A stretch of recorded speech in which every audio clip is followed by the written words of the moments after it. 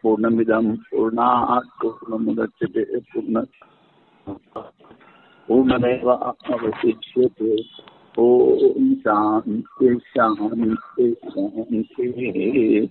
శంకరం శంకరాచార్యం కేశవం నారాయణం సూత్రభాష్యకృతో వందే భగవంతో పునః పునః.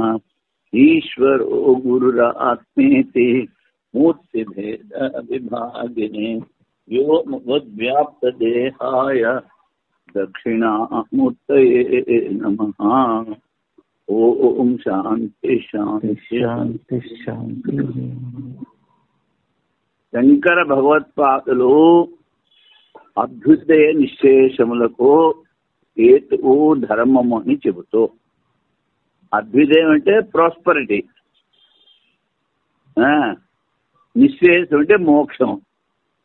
ఆ ధర్మం వేదోక్తమని చెప్పుట వలన ధర్మ అర్థ కామ మోక్షములు 4 పురుషార్థములు వేద ప్రతిపాద్యములే అనేది అర్థ కామ రూపమైన అభ్యుదయ హేతు. ధర్మ అర్థ కామ మోక్షములు కదా. అవును స్వామిజీ.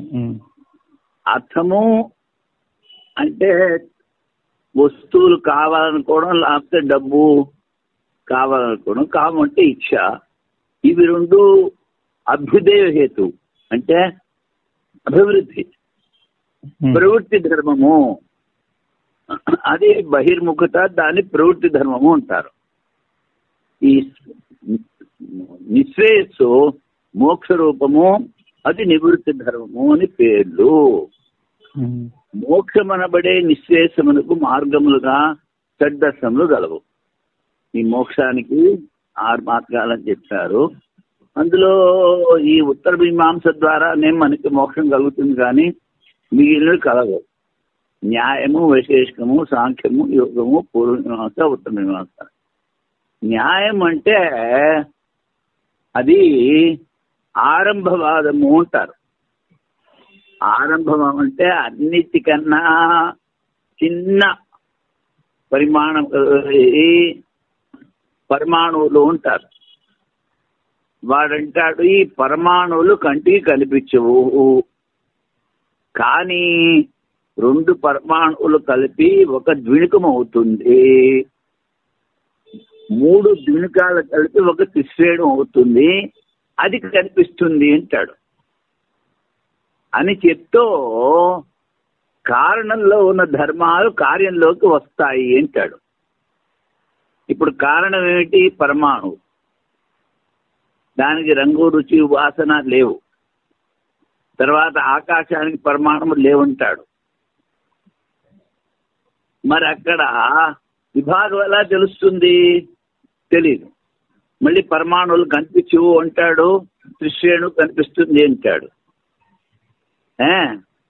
కారణంలో ఉన్న ధర్మాలు కార్యంలోకి వస్తాయి అంటాడు. తర్వాత పరమాణువులు కలిస్తే పెద్దవి కావాలి కదా. పృథ్వీ పరమాణాలు పెద్దవిగా ఉండాలి, వాయు పరమాణాలు చిన్నవిగా ఉండాలి. ఆ డిఫరెన్స్ ఏమి చెప్పడు. అందుకని దాన్ని ఖండిస్తారు శంకరాచార్యులు. వైశేషికం కూడా దగ్గర అలాగే ఉంటుంది. ఈ సాంఖ్యంలో వాళ్ళు చెప్పేది ఏమిటంటే పురుషుడు ప్రకృతి, ప్రకృతి జడము. మనం ప్రకృతిని మాయా అంటాం, కానీ వాడు ఏమిటంటాడు? వాడి ఉద్దేశంలో అది ప్రకృతి మాయ అంటాడు, ప్రకృతి అంటాడు, కానీ అది జడము, అది సృష్టి చేస్తుంది అంటాడు. సృష్టి చేసి చైతన్యమైన పురుషుడు, జీవుడు, వాడికి ముక్తిస్తాడు అంటాడు. ఇంకోటి ఏంటి? ఈ పురుషుడు మొదటి నుంచి అసంగము అంటాడు. అప్పుడు శంకరాచార్యులు అంటారు, చూడు ప్రకృతి జడము, చైతన్యం సహాయం లేకుండా అది పనిచేయదు, కనుక నీ సిద్ధాంతం సరికాదు అంటారు. ఇప్పుడు ఒక బండి ఉంది అంటే దానికి గుర్రాలు కావాలి, బండి నడిపేవాడు కావాలి. అవేమీ లేవు. అందుకని సాంఖ్యాన్ని లేదంటారు. ఇప్పుడు యోగంలో కొంతమంది ఈశ్వరుని ఒప్పుకుంటారు, కొంతమంది ఈశ్వరుని ఒప్పుకోరు. మొదటి పాయింట్. తర్వాత జీవులు అనేకమంటాడు. సాంఖ్యంలో కూడా జీవులు అనేకమంటాడు. మనము జీవులు అనేకం కాదు, ఒకటే బ్రహ్మము, ఈ జీవుడే బ్రహ్మము అని మనం అంటాం. అందుకని ఈ యోగము అష్టాంగ యోగాన్ని ఒప్పుకున్నప్పటికీనో జీవులందరూ ఒకటే అన్న దాన్ని ఒప్పుకోరు. అందుకని అది ఖండించబడింది. ఇంకా పూర్వమీమాంసము స్వర్గమే మోక్షం అంటాడు. మనము జీవ బ్రహ్మల ఏకత్వము, అధిష్టాన చైతన్యము బ్రహ్మము ఉంటాం. వాడేమిటంటాడు, అది తెలుసుకుంటే మోక్షం అని మనం అంటే, వాడు స్వర్గానికి పోతేనే మోక్షము ఉంటాడు. సరే, మరి ఈ వేదంలో ఉత్తరమీమాంస జ్ఞానకాండ కూడా ఉంది కదరా, అదేం చెప్తోంది, జీవబ్రహ్మల ఏకత్వాన్ని చెప్తోంది అంటే వాడంటాడు అది సరికాదు. ఇప్పుడు స్వర్గము పోవాలి అంటే ఇక్కడ కర్మ చేస్తారు. కర్మ చేసిన వ్యక్తి స్వర్గానికి పోతాడు. కానీ శరీరం ఇక్కడ నుండి పోతుంది. అంటే శరీరం కన్నా భిన్నమైనది ఏదో ఉంది, అది స్వర్గానికి వెళ్ళి అక్కడ మోక్ష సుఖాన్ని అనుభవిస్తుంది అని తెలియాలి. ఇంత చెప్పడానికి నీ వేదాంతము అంటే మా కర్మకాండని నీ వేదాంతము స్తుతి చేస్తోంది అంటాడు. అప్పుడు శంకరాచార్యులు అంటారు, కర్మ జడము నాయన, కర్మ ఫలితం కూడా జడము, అది చైతన్యం లేకుండా పనిచేయదు.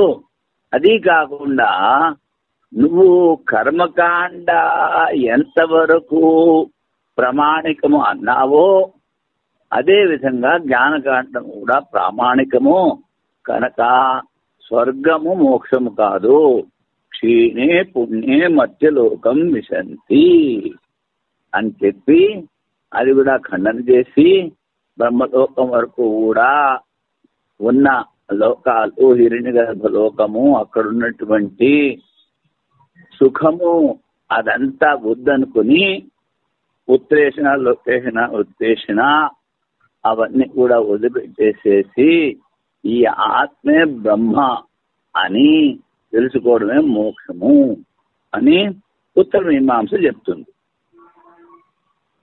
ఇప్పుడు ఈ న్యాయము వైశేషికము వీటిని వరుసగా రచించిన వాళ్ళు పేరు చెప్తున్నారు. రచించిన వారు గౌతముడు, కణాదుడు, కపిలుడు, పాతంజలి. న్యాయం గౌతముడు, శివుడి కుప్పములు అని రాశాడు. వైశేషికుడు కణాదుడు, కణమత్తి కణాద, భూమిలో పడిపోయిన గింజలు, పొలంలో ఉన్నటువంటి పంట తీసుకుపోయిన తర్వాత పడిపోయిన గింజలు ఏరుకొని అవి వండుకుని తినేవాడు కణమత్తి కణాద. కపిలుడు సాంఖ్యం చెప్పాడు. యోగం పతంజలి, పూర్వమీమాంస జైమిని, వేదవ్యాసుల శిష్యుడు. వేదవ్యాసులు ఉత్తరమీమాంస చెప్పారు. వేదాంత వాక్యాలను పూర్తిగా ప్రమాణంగా స్వీకరించేది పూర్వమీమాంస. వేదాంత దర్శనాలు రెండే, మిగిలిన 4 దర్శనాలు వేద ప్రామాణ్యాన్ని అంగీకరించిన వారి స్వతంత్ర చింతనే అందులో విశేషంగా కనపడము. ఈ పూర్వమీమాంస, ఉత్తరమీమాంస ఇవి రెండు కూడా వేదాన్ని ఒప్పుకుంటాయి. మిగిలినవి వాళ్ళ స్వతంత్ర చింత చేస్తారంటున్నాడు. వేద ప్రామాణ్యాన్ని పూర్తిగా అంగీకరించిన పూర్వమీమాంస వేద విహితమైన యజ్ఞాది కర్మలే ముఖ్యమని, కర్మని విధించని లేక కర్మకు సంబంధించిన వేదవాక్యములు ప్రయోజనము అర్థవాదమే అని నమ్ముతుంది. వేద ప్రమాణాన్ని స్వీకరించాడు పూర్వమీమాంసకు జైమిని. కానీ యజ్ఞాది కర్మలే ముఖ్యం అంటాడు వాడు. కర్మను విధించని లేక కర్మకు సంబంధించని కర్మ చెప్పనివి, లేకపోతే కర్మని విధానం చెయ్యనివి. దశపూర్ణ మాసాభ్యాం స్వర్గకామో యజేత. దశపూర్ణ మాసం అనే కర్మ ద్వారా యజ్ఞం చేస్తే స్వర్గానికి పోతాం, అది విధి. అలాంటి విధి వాక్యాలు లేనటువంటివి అర్థవాద వాక్యాలు అంటాడు. కఠోపనిషత్తు శ్రాద్ధ సమయంలో కూడా చదవచ్చునట. దీనికి ఉదాహరణ ఏం చెప్తాడు? ఈ కఠోపనిషత్తులో మొదటి అధ్యాయం ఉందే, అది ఉపనిషత్తు అయినా శ్రాద్ధ సమయంలో దాన్ని పారాయణ విధానం చేశారు. మీమాంసలో ఉపనిషత్తులన్నీ ఇలాంటి అర్థవాదమే అనుచున్నవని జైమిని మహర్షి చెప్తాడు. ఈ అన్నీ కూడాను ముందు చెప్పాను కదా, ఈ జైమిని మహర్షి చెప్పేది అంటే స్తుతిపరం. ఆత్మ శరీరం కన్నా వేరు, అది వెళ్ళి స్వర్గంలో సుఖాన్ని అనుభవిస్తుంది, అదే మోక్షము అని చెప్తూ వేదాంత వాక్యాలన్నీ కూడా స్తుతి. అర్థవాదం అంటే స్తుతి. దేని స్తుతి? కర్మకాండ స్తుతి చెప్తారు. దానికే ఇక్కడ చెప్పారు ఆమ్నాయస్య క్రియార్థత్వాన్ అనర్థక్యం అర్థదర్థానాం. ఆమ్నాయం అంటే వేదం, అది కర్మకాండ గురించి చెప్తుంది. అలా చెప్పనివి అవి పనికిరావు, అనర్థక్యము అనర్థము అంటున్నాడు. శంకర భగవత్వాదులు వేద తాత్పర్యం ముఖ్యంగా ఉపనిషత్ ప్రతిపాద్యమైనది బ్రహ్మమే అనేది. కానీ శంకర భగవత్వాదులు వేద తాత్పర్యం, వేదాల యొక్క తాత్పర్యం ఏమిటి? ముఖ్యంగా ఉపనిషత్తులు ఇవి ప్రతిపాదించేవి, ఇది చెప్పేవి బ్రహ్మము గురించే చెప్తున్నాయి. మరి ముందు ఉపనిషత్తులకు ముందు 3 భాగాలు ఉన్నాయి వేదాలకి: సంహిత, బ్రాహ్మణము, ఆరణ్యకము. సంహిత అంటే వృత్తాంతలో మంత్రాలు ఉంటాయి. బ్రాహ్మణము అంటే ఏ మంత్రంతో ఏ కర్మకాండ చెయ్యాలి, నిషేధోర్జేత్వా అని సంహిత భాగం. బ్రాహ్మణ భాగం ఏంటి? నిషేధోర్జేత్వా ఇది కాష్టం చినత్తి. యజ్ఞానికి కావలసిన కల్పని ఈ మంత్రం చెప్పి నరకాలేని బ్రాహ్మణం. ఆరణ్యకం అంటే 3వ ఆశ్రమం. ఇది బ్రహ్మచర్యం కాదు, గృహస్థం కాదు, వానప్రస్థాశ్రమం. అరణ్యాల్లో ఉండి వాళ్ళు ఏమేమి చెయ్యాలి అని చెప్పేది ఈ ఆరణ్యకంలో ఉంటారు. కానీ ఈ ఉపనిషత్తులు అన్నిట్లోనూ దొరుకుతాయి. బృహద ఆరణ్యకము ఆ ఆరణ్యక భాగంలో దొరికింది. ఈశావాస్యం సమితిలో ఉంటుంది.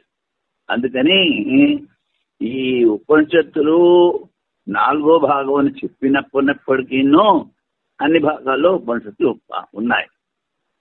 ఇప్పుడు ఈ 3 చెప్పిన కర్మలు, కర్మ అంటే ఒకటి మనం అర్థం చేసుకోవాలి.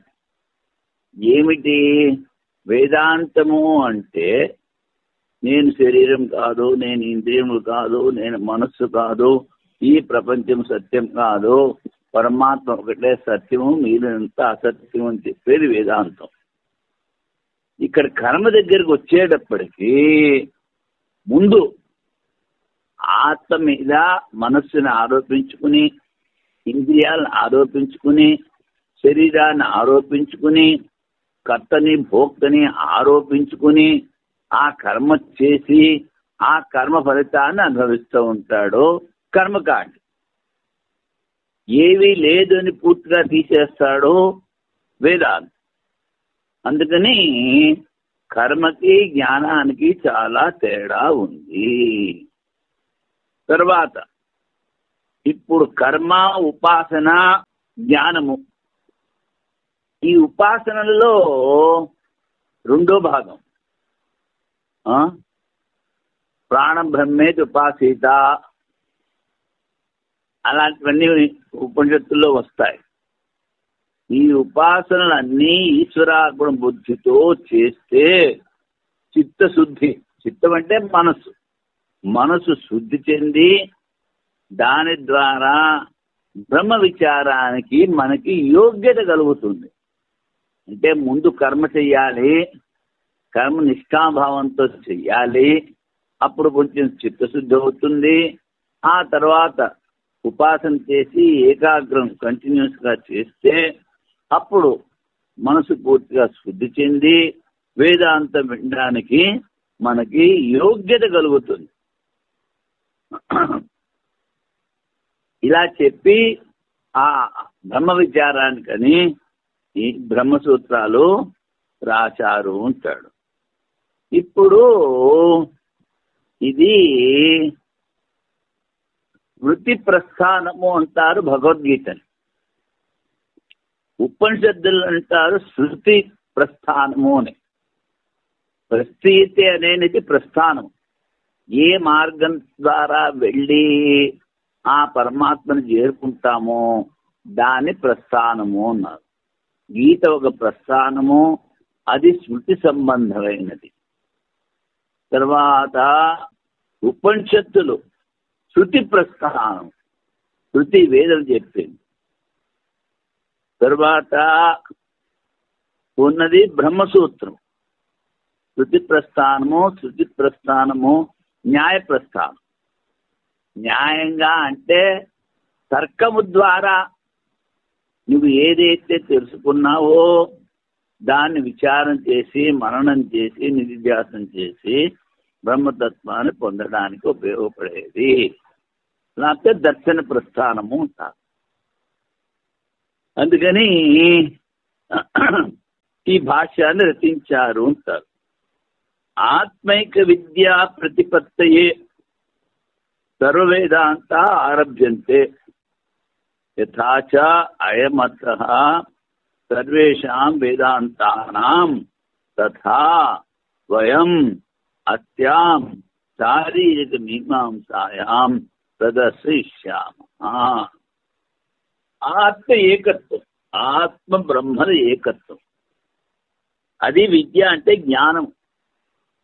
అది పొందడానికి ఆత్మ పరమాత్మల ఏకత్వాన్ని పొందడానికి ఈ వేదాంత వాక్యాలన్నీ మొదలుపెట్టారు. ఇది చెప్పడానికి ఈ అర్థం అయమర్థ సర్వేషాం వేదాంతానాం, అన్ని వేదాంతాల అర్థం ఏమిటి? ఆత్మ పరమాత్మల ఏకత్వము చెప్పడం.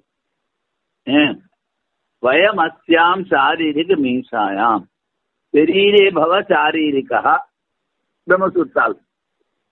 శరీరంలో ఉన్నటువంటి ఈ ఆత్మ అదే బ్రహ్మ, దాని విచారం చేస్తారంట. మీమాంస అంటే పూజిత విచారం. దేని గురించి? శరీరంలో ఉన్నటువంటి ఆత్మ గురించి చెప్పే పూజిత విచారము, దాన్ని శారీరక మీమాంస అంటారు. శారీరక మీమాంసలో ఈ బ్రహ్మసూత్రంలో అదే అర్థాన్ని, అన్ని వేదాంతాల అర్థాన్ని, ఆత్మ బ్రహ్మాత్మ ఏకత్వ జ్ఞానాన్ని చెప్పేటువంటిది అదే మేము చూపిస్తాము, ప్రదర్శయిష్యామ. అదే మళ్ళీ చెప్తున్నాడు. ఆత్మ బ్రహ్మల ఏకత్వము కొరకు అన్ని వేదాంతంలో ఆరంభించింది. ఏలాగున ఈ ఏకత్వ బోధ కలుగునో అలాగుననే అన్ని వేదాంత వాక్యముల విచారము ఈ శారీరక అంశలో చూపెదము. బ్రహ్మసూత్రుల పరిచయము ప్రశ్నోత్తర రూపముగా ఉన్న విషయము స్పష్టముగాను మరియు గ్రాహ్యంగాను ఉంది.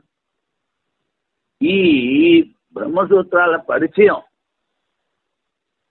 ప్రశ్న, దానికి జవాబు అలాగుంటే స్పష్టమవుతుంది అంటాడు. అదేమిటో ఇక్కడ చెప్తున్నాడు. మొదటి ప్రశ్న, ఈ బ్రహ్మసూత్రములు ఎందుకు వ్రాసిరి అంటే చెప్తున్నాడు. ఉపక్రమము మొదలగు షడ్విధ గ్రాహక తాత్పర్య లింగముల ద్వారా అన్ని వేదాంత వాక్యములకు అద్వితీయ బ్రహ్మలో తాత్పర్యము చెప్పబడినది. ఉపక్రమము, ఉపసంహారము, అభ్యాసము, ఫలము, అర్థవాదము, ఉపపత్తి, తర్వాత ఇంకోటి ఏదో ఉంది విశేషం. వీటిలన్నిటినీ షడ్విధ గ్రాహక తాత్పర్య లింగాలు ఉంటారు. అద్వైతానుసారము జీవ బ్రహ్మల ఏకత్వమే వేదము, వేదం యొక్క విషయం. అద్వైత మతానుసారం జీవ బ్రహ్మల ఏకత్వం అతి గంభీరము. అతి గంభీరము ఎందుకన్నాడు? సృష్టి మొదలుపెట్టిన దగ్గర నుంచి ప్రతి మానవుడు జన్మ ఎత్తుతున్నాడు. జన్మ ఎత్తిన ప్రతి మానవుడు ఈ ప్రపంచమే నిత్యము, శరీరమే నిత్యము అనుకుంటున్నాడు. ఒక్కసారిగా రెండు ఏమీ కాదు, నువ్వు ఆత్మ, నువ్వే బ్రహ్మ అనేటప్పటికి వాళ్ళ తలకా తిరిగిపోతుంది. అందుకని దీన్ని గంభీరము అన్నారు. దానిని ప్రతిపాదించే వాక్యములు అనేకములు. ఈ గంభీరత్వాన్ని, ఏకత్వాన్ని చెప్పే వాక్యాలు చాలా ఉన్నాయి. సాధారణ సాధకులు వారిని తెలుసుకొని చాలరు. మామూలుగా సాధకులు తెలుసుకోలేరు. ఎంతో కరుణామూర్తులు భగవత్స్వరూపమైన వేదవ్యాసుల వారు ఈ వేదాంత సూత్రమును రచించిరి. అన్ని వేదాంత వాక్యములకు సమన్వయం చెప్పింది. అన్ని వేదాంత వాక్యాలు ఒకటే అర్థాన్ని చెప్తున్నాయి నాయన, అదే జీవ బ్రహ్మల ఏకత్వము. ఈ బ్రహ్మసూత్రములపై బాగా ప్రసిద్ధి చెందిన భాష్యములు సుమారు 10 వరకు ఉన్నవి. అందరికీ తెలిసినవి శంకర భాష్యము, రామానుజ భాష్యము, మధ్య భాష్యములే కాక వల్లభాచార్యులు, భాస్కరాచార్యులు, నింబార్కాచార్యులు, బలదేవుడు, నీలకంఠుడు మొదలైన వారు వారి వారి సిద్ధాంతాలను ప్రతిపాదిస్తూ భాష్యాలు రాశారు. వీనిలో సూత్రముల సంఖ్య, వాటి స్వరూపము, పూర్వపక్షము, సిద్ధాంతము ఒకటిగా ఉండవు. అన్నీ అద్వైతం కన్నా భిన్నములే. శంకర భగవద్వాదుల ప్రకారం సూత్రములు వేదాలలో ఉన్న కర్మ ప్రాధాన్యాన్ని తొలగించి జ్ఞాన ప్రాధాన్యాన్ని స్థాపించడానికి ఉద్దేశించబడినవి. కర్మ కాదు. ఆ విధంగా శంకరులు తమ భాష్యములో ప్రదర్శిస్తారు, చెప్తున్నారు. విచారణీయ విషయము వేదాంతం. వేదానామంతా వేదాంతం. ముందు వచ్చింది ఏమిటి? సంహిత, బ్రాహ్మణము, ఆరణ్యకము, ఉపనిషత్తు. ఆ ఉపనిషత్తు అంతం ఉంది కనుక దాన్ని వేదములకు అంతము, వేదాంతము, దాన్ని ఉపనిషత్తు ఉంటారు. అది వేదాంతం అంటే ఉపనిషత్తు. వ్రాయబోయే విషయం బ్రహ్మ విచారం. ఏంటి బ్రహ్మ విచారం? అథాతో బ్రహ్మ జిజ్ఞాస. ప్రారంభమేమో అధ్యాస గురించి. ఆశ్చర్యం ఎక్కడ మొదలుపెట్టారు? అధ్యాసం, సూపర్ ఇంపోజిషన్. ఈ మూడింటికి సంగతి ఎక్కడా అంటాడు. కొంతనే ఎక్కడా. ఎందుకని? విచారం చేయాలి వేదాంతం. అది విషయం ఏమిటి? బ్రహ్మ విచారం. వేదాంతము, బ్రహ్మ విచారము, అధ్యాసము. ఈ మూడింటికి సంగతి ఏకవాక్యత. ఎలా కుదురుతుంది అంటే చెప్తున్నాడు. బంధము మిథ్యా భ్రాంతి అయిననే. ఈ బంధనము, నేను మనుష్యుణ్ణి, ఈ ప్రపంచము సత్యము, నేను అజ్ఞానిని, నేను మోక్షం పొందాలి అనేటువంటి బంధం ఉందే, ఇది మిథ్య. ఎందుకంటే బంధనం కనుక సత్యం అయితే అది ఎప్పుడు పోదు. అందుకని భ్రాంతి. తాడు మీద పాము లేదు, కనిపిస్తుంది. కనుక అది భ్రాంతి. అలాగే అజ్ఞానం వల్ల ఈ ప్రపంచం కనిపిస్తోంది అంటాడు. అందుకని భ్రాంతి. జ్ఞానికి అంతా ఆత్మస్వరూపమే. వాసుదేవ సర్వమితి సమహాత్మ సదుర్లభ అన్నారు. ఈ మూడింటికి పొత్తను కుదురుతుంది. ఏమిటి? వేదాంతము, బ్రహ్మ విచారము, అధ్యాసం. ఈ బంధము మిథ్యా భ్రాంతి అయితే కుదురుతుంది. ఆ భ్రాంతికి అధ్యాసం అవిద్యా కార్యమును కూడా వ్యవహరించరు. భ్రాంతి మూలాన ఎందుకు భ్రాంతి? అజ్ఞానం. తత్వమసి అని చాందోగ్యోపనిషత్తు యొక్క ఉపదేశం. అహం బ్రహ్మాస్మి అని బృహదారణ్యకంలో అనుభవం. జన్మించి మరణించి శరీరములు కానీ, ఆకలి దప్పులు గల ప్రాణము కానీ, సుఖదుఖాలు మనస్సు కానీ, సన్మానమును అనుభవించే అహంకారం కానీ నేను కాదు. జనన మరణాలున్న శరీరం నేను కాదు. ఆకలి దప్పులు ప్రాణానికి ఉంటాయి, అది నేను కాదు. సుఖ దుఃఖాలు మనస్సులో ఉంటాయి, అది నేను కాదు. సన్మాన అవమానాలు అనుభవించేది అహంకారం, అది నేను కాదు. అతీతమైన బ్రహ్మే నేను. వీటిలన్నిటినీ రూపంగా చూస్తూ, అంటే నేను చూసేవాడిని. కళ నేను చూస్తున్నాను, నేను కళ కాదు. కళ నిజము కాదు. అదేవిధంగా ఈ ప్రపంచాన్ని నేను చూసేవాణ్ణి, ఈ శరీరాన్ని నేను చూసేవాణ్ణి. ఇదేమీ సత్యము కాదు. దీని అన్నిటికంటే అతీతమైన బ్రహ్మయే నేను. అప్పుడు మోక్షం వస్తుంది. శరీరాదులో నేను భ్రాంతి అవిద్య. ఈ అజ్ఞానం ఉన్నంతకాలం జన్మ మృత్యు రూపమైన సంసార చక్రంలో పరిభ్రమిస్తూనే ఉండాలి. శరీరాదుల భ్రాంతి తొలగించుకున్నట్టుకు బ్రహ్మ విచారం. బ్రహ్మ విచారానికి విషయము ఉపనిషద్వాక్యం. ఆ భ్రాంతి స్వరూప నిరూపణకు అధ్యాస భాష్యము. మళ్ళీ సంగ్రహంగా చెప్తున్నారు. శరీరాదుల భ్రాంతి, ఈ భ్రాంతి పోవడానికి బ్రహ్మ విచారం చేయాలి. బ్రహ్మ విచారానికి విషయము ఉపనిషద్వాక్యం. ఆ భ్రాంతి స్వరూప నిరూపణకు భ్రాంతి ఏమిటి అని చెప్పిన అధ్యాసము. ఈ అధ్యాస బ్రహ్మ విచారంలో ఎన్ని రకాలుగా చెప్పబడును. అది ముందు అధ్యాసం అంటే చెప్తున్నారు. ఒక వస్తువు మీద మరో వస్తువు యొక్క ధర్మాలు ఆరోపించడమే అధ్యాసం. ముత్యపు చిప్పను వెండి అనుకోవడము, ఇది అధ్యాసం. తాడుని పాము అనుకోవడం, ఎండమావులో నీళ్లున్నాయనుకోవడం, ఇదంతా అధ్యాసం. ఒక వస్తువును ఉన్నదాన్ని ఉన్నట్లు చేస్తే అది భ్రమ, జ్ఞానం. ఉన్నది ఒక వస్తువు అయితే మరొక వస్తువుగా గ్రహించడం భ్రమ. ఈ భ్రమనే అధ్యాసం అందురు. దర్శన ప్రస్థానము ముందు చెప్పాను. న్యాయ ప్రస్థానము లేక బ్రహ్మసూత్రాలను ఏమిటంటారు? దర్శన ప్రస్థానము. ఈ బ్రహ్మసూత్రము అర్థం చేసుకున్నట్టుకు అధ్యాసం గురించి చక్కని అవగాహన ఉండవలను. బాగా తెలుసుకోవాలి.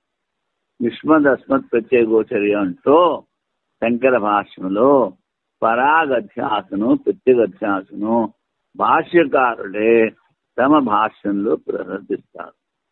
ఒకటి పరాగ్, పరి అంచతి, బయటికి పోయేది,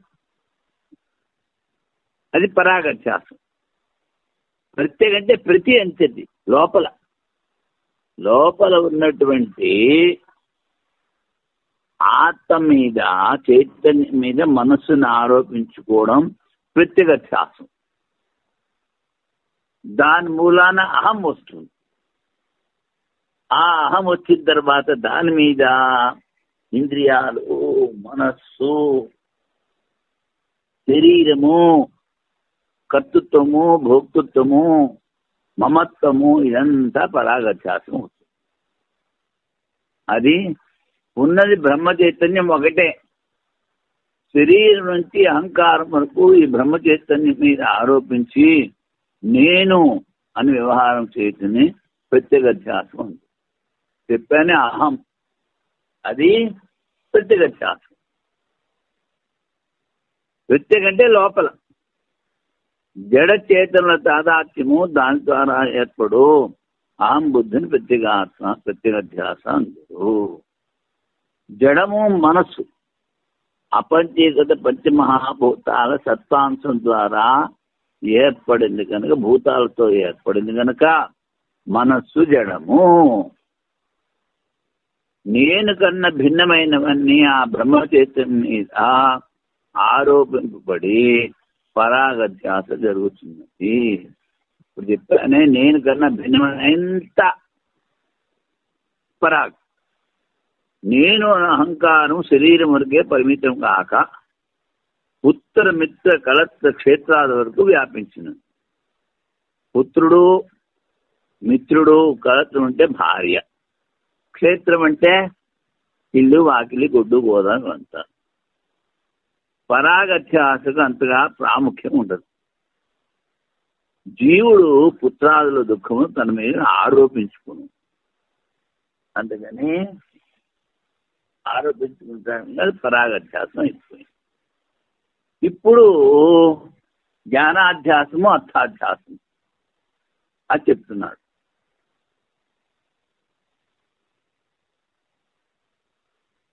సర్పజ్ఞానమును జ్ఞానాధ్యాసం ఉంటుంది. తాడు మీద పాము కనిపించింది, కనిపించిన పాము జ్ఞానాధ్యాసం, పాము ద్వారా కలుగు జ్ఞానం. అనిల్చిన సర్పమును అర్థాధ్యాసం ఉండదు. ఇప్పుడు తాడు మీద పాము లేదు, పాము కనిపించింది. అది ఎక్కడి నుంచి వచ్చింది, ఎలాగొచ్చింది, ఎందుకు వచ్చింది, ఏమీ డిసైడ్ చేయలేక ఆఖరికి అన్డిఫైనబుల్, అనిర్వచనీయం అని చెప్పేశారు. అజ్ఞానం మూలాన, లోపల ఉన్న అజ్ఞానం మూలాన బయట కనిపిస్తుంది. అనిర్వచనీయ స్వల్పమును అర్థాధ్యాసం అందురు. అది ఆత్మ ఎందు అనాత్మను అధ్యసించడం స్వరూపాధ్యాసం. మళ్ళీ ఇప్పుడు స్వరూపాధ్యాసము, సంసర్గాధ్యాసము చెప్తున్నారు. జ్ఞానము సర్పజ్ఞానం. ఆ సర్పజ్ఞానము మూలాన కలిగిన భయము, పరిగెత్తిపోవడము, గుండెదడ, ఇవన్నీ అర్థాధ్యాసంలోకి వస్తాయి కదా. లేకపోతే తాడు మీద కనిపించిన పాము అర్థాధ్యాసము, ఆ సర్ప జ్ఞానం మూలాన కలిగినటువంటి భయభ్రాంతాదులు అర్థాధ్యాసం. ఇప్పుడు ఇక్కడ ఒక విశేషం చెప్తున్నారు. ఏమిటి? ఆత్మ మీద అనాత్మను ఆరోపిస్తాము, ఆత్మే మనసును ఆరోపించాము. కానీ చాలా మంది బుద్ధిమంతులు ఏం చేస్తారు? శరీరము, జడము, ఈ జడాన్నే చైతన్యం ఆత్మ అనుకుంటారు. మొట్టమొదటిది ఆత్మ మీద అనాత్మ అధ్యాసం, రెండవది అనాత్మ మీద ఆత్మ అధ్యాసం. ఇప్పుడు ఆత్మ మీద అనాత్మ అధ్యాసం చేస్తే అధ్యసించిన వస్తువు లేదు అని చెప్తాం. తాడు మీద పామును చేశాము, పాము లేదు అని చెప్పేస్తాం. కానీ చాలా మంది ఏం చేస్తున్నారు? అనాత్మ అయినటువంటి, జడమైనటువంటి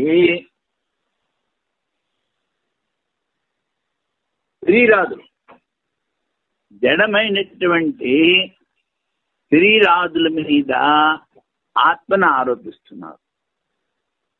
అనాత్మ మీద ఆత్మను ఆరోపిస్తున్నారు. ఆత్మ మీద అనాత్మ ఆరోపిస్తే అది లేదని తెలుస్తోంది. ఎందుకంటే తాడు మీద పాము లేదు. కానీ శరీరం మీద ఆత్మను ఆరోపించినప్పుడు ఆత్మ కూడా లేకుండా ఉండాలి కదా. ఏ విధంగా అయితే తాడు మీద పామును ఆరోపించాం, పాము లేదన్నాం, అలా ఇక్కడ శరీరం మీద ఆత్మను ఆరోపిస్తే ఆత్మ లేకుండా పోవాలి. ఎందుకు పోదు అది ప్రశ్న. అది ఇక్కడ చెప్తున్నారు. ఇప్పుడు దీన్ని రెండు విధాలుగా చెప్పారు. సంసర్గాధ్యాసము, స్వరూపాధ్యాసము. అనాత్మ మీద, శరీరం మీద ఆత్మని ఆరోపించినప్పుడు సంసర్గం ఉంది. అంటే ఎక్కడెక్కడైతే ఆత్మ ఉందో అక్కడక్కడ జడ పదార్థాలన్నీ ఉన్నాయి. కానీ ఈ శరీరమే ఆత్మ కాదు. ఆత్మ సర్వవ్యాపకం. సర్వవ్యాపకమైన ఆత్మని చిన్న శరీరం మీద ఆరోపించలేము. అందుకని అది మిథ్య కాదు. దాన్ని ఏమిటన్నారు? స్వరూపం. అంటే తాడు మీద పాముని ఆరోపించినప్పుడు సంసర్గము ఉంది, స్వరూపము ఉంది. సంసర్గం ఏమిటి? ఎక్కడైతే ఆత్మ ఉందో అక్కడే జడ పదార్థం కూడా ఉంది. కానీ జడం మీద చైతన్యాన్ని ఆరోపించినప్పుడు అక్కడ సంసర్గం ఉంది. ఎందుకంటే ఆత్మ సర్వవ్యాపకం. కానీ స్వరూపము లేదు. ఒక్క చైతన్య స్వరూపము సర్వవ్యాపకము, అన్ని బ్రహ్మాండాల్లో వ్యాపించి ఉంది. ఒక శరీరం మీద ఆత్మను ఆరోపించినప్పుడు అక్కడ సంసర్గం ఉన్నప్పటికేనూ ఆత్మ స్వరూపము లేకపోనందువలన అది మిథ్య కాదు. కానీ ఆత్మ మీద అనాత్మను ఆరోపించినప్పుడు అనాత్మ సీమితము, సంసర్గము ఉంది, స్వరూపము ఉంది. తాడు స్వరూపమే పాము స్వరూపంగా కనిపిస్తుంది కదా. అది అందుకని ఇక్కడ మళ్ళీ రెండు చెప్పారు. ఏమిటి? సంసర్గాధ్యాసము, స్వరూపాధ్యాసము. ఆత్మయందు అనాత్మ అధ్యసించిన అతడ స్వరూపాధ్యాసము, సంసర్గాధ్యాసము రెండు కలవు. అనాత్మ బుద్ధ్యాలను ఆత్మ అధ్యసించిన స్వరూపాధ్యాసమే కలదు. కానీ సంసర్గాధ్యాసమే కలదు, స్వరూపాధ్యాసము లేదు.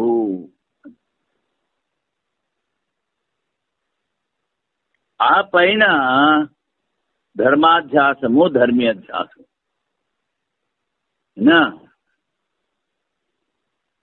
ధర్మము అంటే ఒక వస్తువు యొక్క ధర్మం.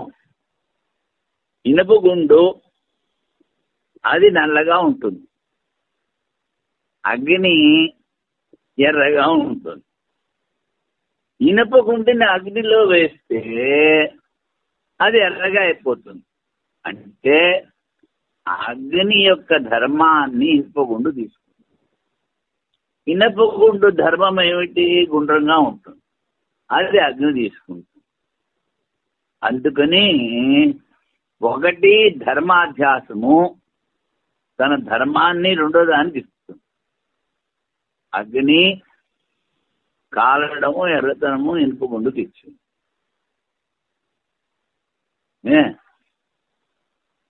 ధర్మము ఉన్నది ధర్మి. ధర్మికుడు ఏమిటి? ఒకటి అగ్ని, ఇంకొకటి ఇనుప గుండు. ధర్మం అస్యాస్థితి ధర్మి, ధనం అస్యాస్థితి ధర్మి.